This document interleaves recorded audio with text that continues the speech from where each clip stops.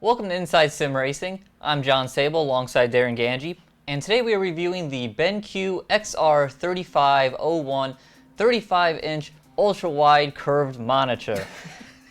You get stuck with all the long names, man. I do. That was like a whole paragraph in itself. I get all the long ones. But anyway, so BenQ markets this monitor as the ultimate racing monitor. So who else better to test it than us? I agree. But we didn't just ask BenQ for one XR3501 or two. We asked them for three XR3501 monitors to have the ultimate triple sim racing setup. So before we dive into not only how they performed or how we mounted these monsters, let's go over the specs. One of the most notable features of the monitor is the big 2000R curve. 2000R means that if you put a bunch of these monitors edge to edge, you'll eventually create a circle with a radius of 2000 millimeters. This makes the XR3501 one of the curviest monitors on the market. Another noticeable feature of the monitor is its 21:9 aspect ratio, making it an ultra-wide compared to the traditional 16:9. This translates into a resolution of 2560 by 1080, giving you 640 more pixels in width over a 1920 by 1080 monitor. At 35 inches diagonally and up to 2.125 inches thick, this is a big and heavy monitor. This equals to a total weight of 25 pounds, including the very heavy metal base. For the actual screen, BenQ stuffed a lot of nice technology into it. They went with an AMVA panel, which is starting to unseat IPS as the go-to panel thanks to its color accuracy. It also has a 4 millisecond response rate, and it can be run at 144 Hz if you use a DisplayPort cable.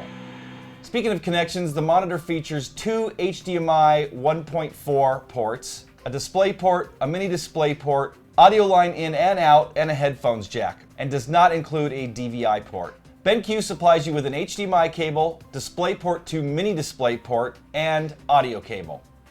All of these specs equal up to a price tag of $899.99. Now, the monitor isn't available for purchase right now, so it must have been popular, but I spoke with BenQ and they say that it'll be back in stock in mid-December. Now that we've gotten through the bullet points, let's talk about our experience with these monitors. First up, the XR3501 box is the largest monitor box we've ever seen. Thankfully, it's not only big, but built well enough to protect the monitors from dumb co-host. Once open, you'll find that the monitor and the base comes already installed, making life really easy on you. Besides the sheer size and weight of it, you notice right away what a nice looking monitor this is. In racing terms, the color is similar to this year's McLaren MP4-30. It's a very dark gray or blackish color with a metal flake-like glossy finish. To provide contrast, there's a silver center stripe and chrome BenQ logo which complements the chrome metal legs. To round out the clean look, the menu buttons are located on the underside of the monitor. There's a removable I/O cover on the back, and the stand features a red cutout for cable management. All in all, it's a pretty sexy monitor. Even though we hated seeing the good-looking stands go, they had to for our triple setup. We swapped out the stands for an optional wall mount that you can buy from BenQ for $37. With 1/8-inch rolled steel, the wall mounts were plenty beefy. At this point, the big question was, how are we going to mount these things? That was a great question. You and I sat and mulled over it for probably a good day. We figured out a solution. Good old 80-20. We ended up ditching the triple screen uprights from my Abuto Ozones and using a separate Abuto Revolution monitor stand we had laying around. Having a separate stand eliminates any wheel shake turning the monitor shake, especially important for monitors this large. We then reused the actual triple monitor pieces from the Ozone, but it became quickly apparent that we needed to extend the side monitor mounts. This resulted in aluminum profile being added, and luckily everything lined up nicely once snug down. The final mod we did was add feet extensions to the monitor stands to ensure the monitors wouldn't tip forward. Now let's talk about the angle of these monitors. There are a lot of opinions out there on ideal angle. Our goal was to create 180 degrees of screen to maximize the level of immersion. We also only had so much space to work with 3 other simulators. This goal and the fact that the monitors have a significant curve resulted in them being sucked in really tight at a 55-degree angle. If we had spread those things out, we would have been taking up like half the room. Oh yeah. And you would have been looking like a football field distance down to see the edge of each of the outside monitors. Exactly. Much prefer bringing them in. Yeah.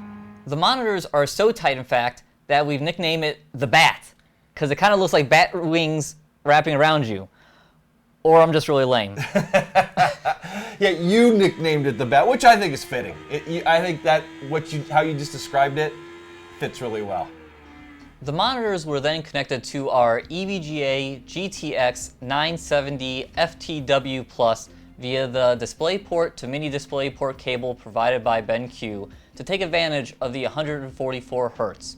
And really quick before we move on there, you have to use DisplayPort cables to be able to get all three monitors at 144 Hz. Correct. Since the monitor is only a 1.4 HDMI, it does not support 144 Hz. It would support 120 Hz, but not at that resolution. Correct. So there was like these trade-offs that we were going for, and you basically need a video card that's going to have 3 display ports. If you do go with a DisplayPort cable other than one provided, be aware that space is limited back by the I/O, and chunkier cables, such as our braided HDMI, will not fit. Also of note is that the wall mount is just too big to place the I/O cover back on. So what's our first impression of the BenQ XR3501 in triples? They're f***ing awesome. We have never felt a more immersive experience in sim racing. The on-screen cockpit feels like a 1-to-1 ratio to the size of the real car cockpit.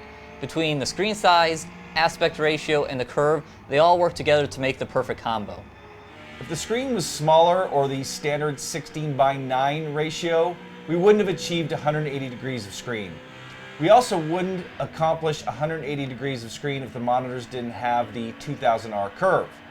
The curve brings the monitors back and towards you, where a flat monitor pushes them out and away from you.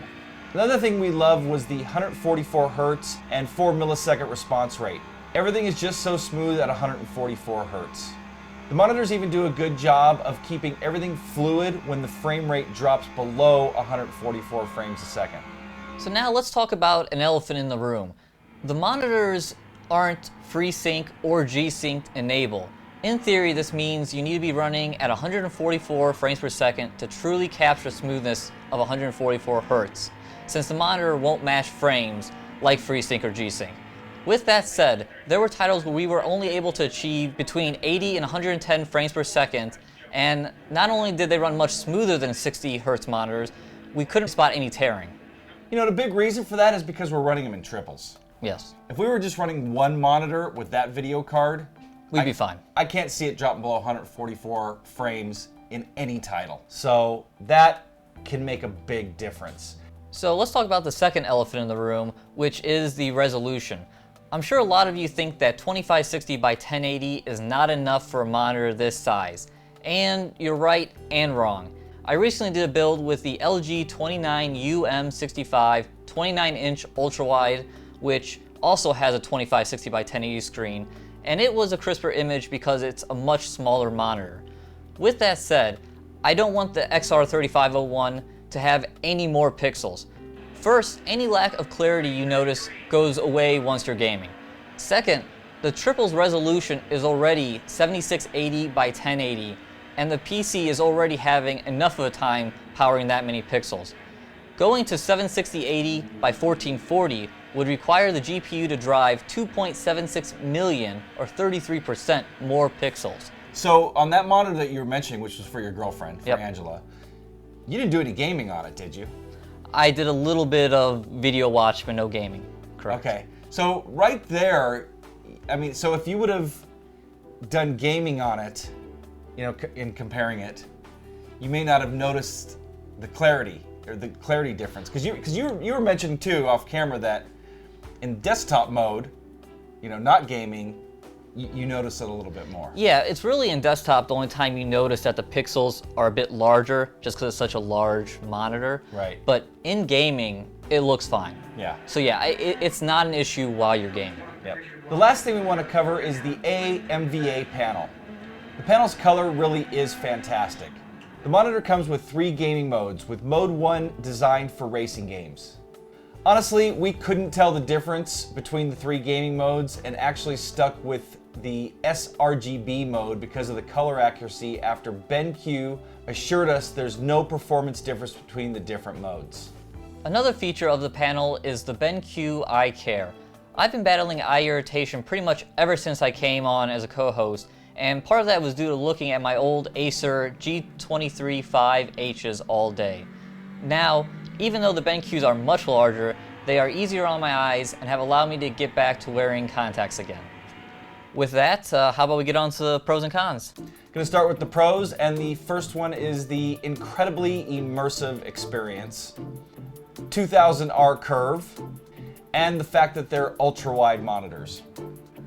Another pro is they are the perfect size, 144 Hz, the AMVA panel, good-looking design, the small bezels, DisplayPort and mini DisplayPort connections, can be hard mounted, and the screen itself is easy on the eyes. And that's going to take us to the cons. Things are a little bit pricey. And the custom mounting solution. A high-end graphics card with 3 display ports is necessary. You have to purchase a separate wall mount. The backplate doesn't fit with the wall mount, and no DVI ports, which for me, I would have had to get a brand new graphics card, and I just spent $700, not just, but like within the last year, spent $700 on a 780 GTX Ti, so those monitors would have been useless for me. Exactly, yeah, it definitely would have been nice to have DVIs for some of the non-bleeding edge graphic cards. Yes. But I guess on the flip side of that, let's get into some final thoughts now.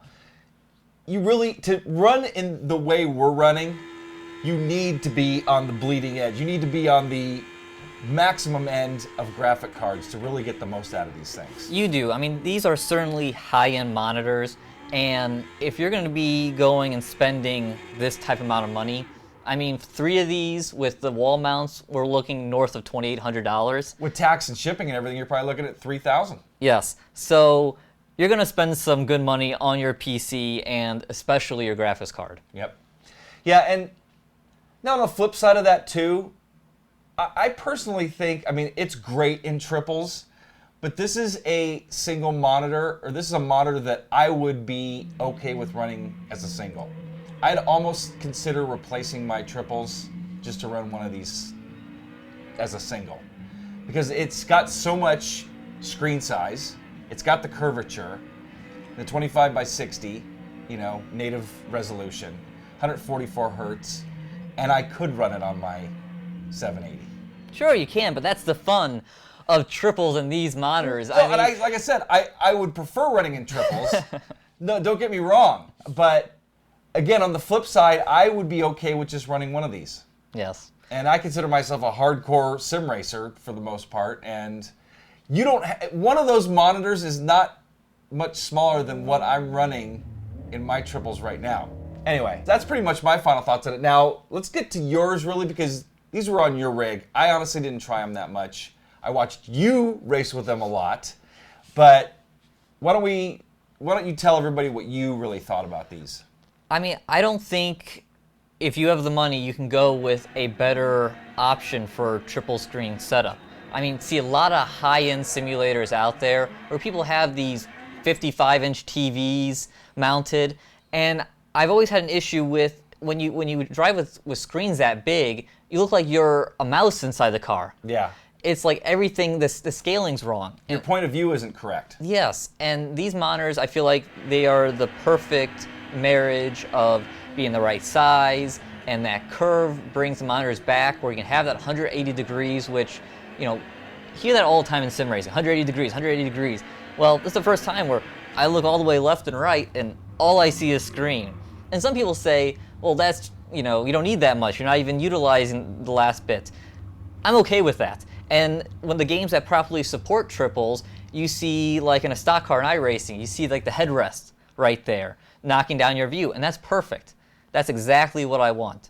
So I think if you're going to go for a really high-end setup, why go and get TVs that have, lag issues and are flat unless you go with a curved TV, and then you're spending a lot more money these days. Bigger isn't always better. It isn't. In that situation. If you're just running one monitor, and you're going to go between a 40 and a 50 inch, sure, that's fine. Yes. I think, but when you get to triples like that, you just have to sit so far away to get that proper, point of view or field of view, or point of view and field of view, just to make it feel like a realistic, experience. Exactly. And you're not getting that true 144 hertz refresh rate, which, coming from 60, I'm a true believer. Makes a huge difference. You've been running at 120 for a while, and if you're going to go be sim racing and go out and get these monitors, any monitors, you need to be up there in the hundreds. Yeah, minimum 120, which they don't even really make anymore. No. Everything's been bumped to 144 hertz, and people are asking me all the time, what monitor should I get? Bottom line is, whatever size you get, you're better off sticking to a PC monitor. Yes. Not going to a TV. And I think this is pretty much the biggest size you can get in a PC monitor. And 144 hertz is the way to go. So again, I would be okay with one of these. 3 is just completely awesome. Before we go, I'd like to thank BenQ for supplying these monitors and providing me with all my greatest dreams. Your dreams have come true now. Another thing we'd appreciate is a thumbs up on this video. We'd really appreciate the like, so if you could do that, thank you very much, and subscribe to us here on YouTube. So, for Darren Ganji, I'm John Sable. Thanks for watching Inside Sim Racing. See you guys next time.